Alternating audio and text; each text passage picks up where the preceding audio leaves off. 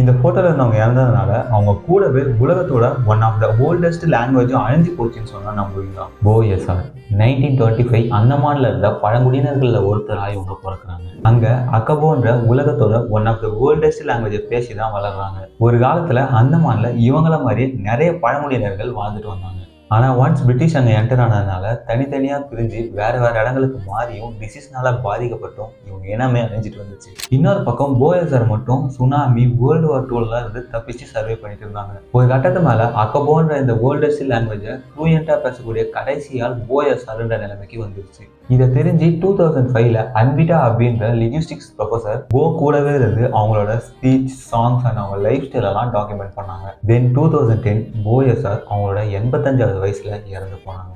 அவங்க கூடவே அக்கபோன்ற பழமையான ஒரு மொழி அன்னையோட அழிஞ்சு போச்சு. ஸோ இதை பற்றி நீங்கள் என்ன நினைக்கிறீங்கன்னு கமெண்ட் பண்ணுங்கள். அண்ட் இந்த மாதிரி வீடியோஸ் மிஸ் பண்ணாமல் இருக்க ஃபாலோ பண்ணிக்கோங்க.